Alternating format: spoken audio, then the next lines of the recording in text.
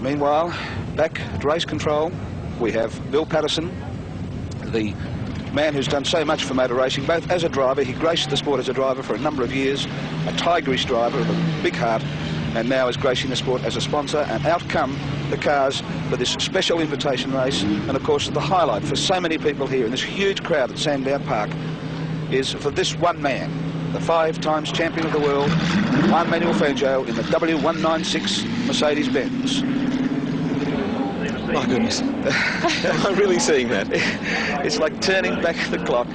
The same Herbie Johnson helmet, the same goggles.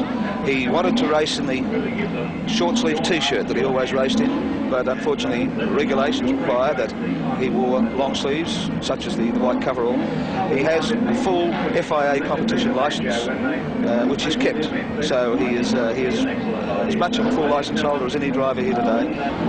Very close to the start, the flag is up, and they are racing, and I mean racing. This is not a demonstration, this is a race. The 4th car, of course, is the Maserati 300S of Bob Jane, another classic world car. Running through first, as one would expect, because Brabham's car should be the equal of Fangio's car, of course. And the W196 going in underneath Jack Brabham. And the whole commentary team shook its fingers in a very Italian gesture to say, whoops, that was very, very close. I understand Fangio made it very clear that he has not come to do a demonstration drive. He's come to race. That's exactly right. They're his very words. He was asked to come and do a demonstration drive, and he said, I will not demonstrate it, I will race it. That's what he's proceeding. Down through the S's.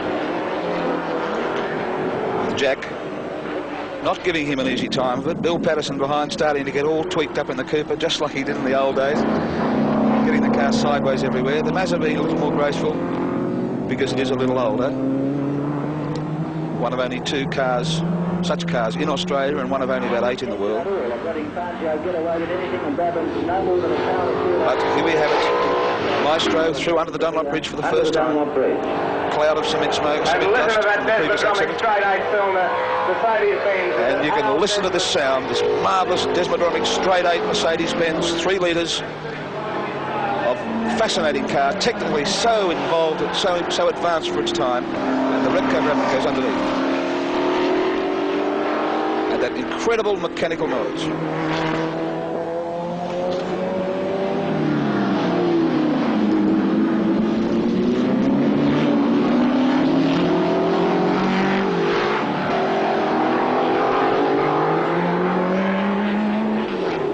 Standing lap of 1 minute 30 seconds, which is very interesting, and indicates that they'll be lapping at around about 120 when they get warmed up. As one would expect, Graham, the Repco Brabham is a little quicker in a straight line, a little quicker through the corners. Well, it's got the benefit of 10 years development. It's a lighter car, nearly as powerful. It's a lot more rubber on the ground, smaller frontal area. In itself, a period piece. When we look at the Formula 5000 cars that were racing just a few minutes ago, the Brabham looks tiny, fragile, no wings, skinny wheels. Yes, in fact, they're using those old-fashioned tyres with treads on them on these cars, of course, because the modern tyres are so wide. And you've got to remember the grandstand.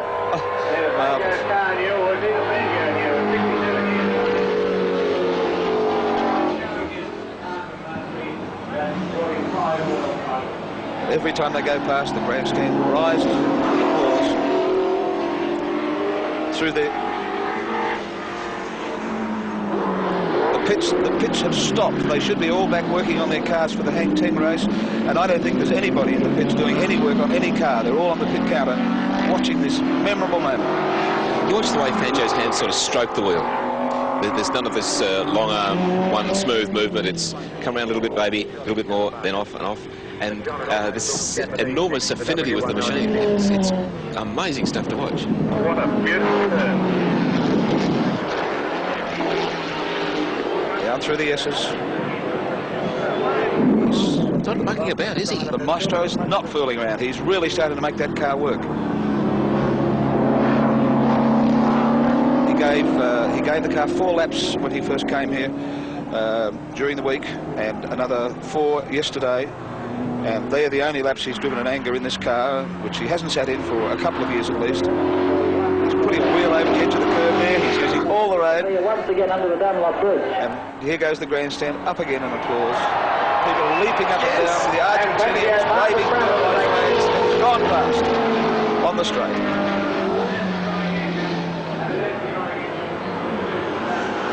And there it is, a picture. Interior works of the time machine.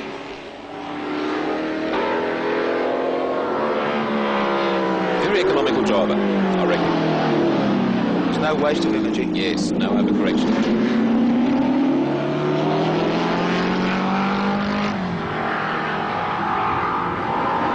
One thing, the Repco Brabham would find plenty of car in front of him to slipstream, I would think, the frontal area in front of him. Brabham really on the tails of the Silver Arrow now that heads up to Rothman for the last time up to Rothman. They're passing and repassing. Jack gets past at the most difficult part of the circuit, over the top of the hill at Rothman's Rise. And this is developing into a motor race, Graham. They are really trying very hard.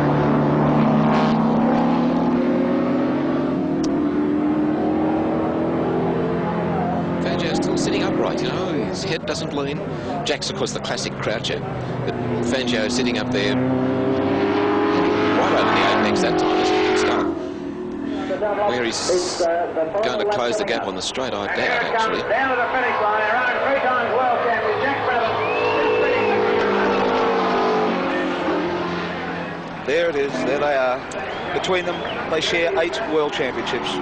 2 unique men, 2 unique cars, a unique day here at Sandown Park.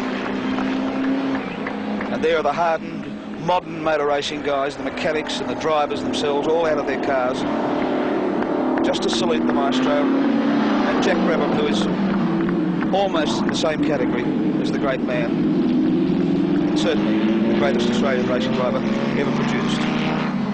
Their fastest lap was 1:21.6, and that is just over 20 seconds outside the lap record. And I think 20 years outside. At 20 years outside. It is really something.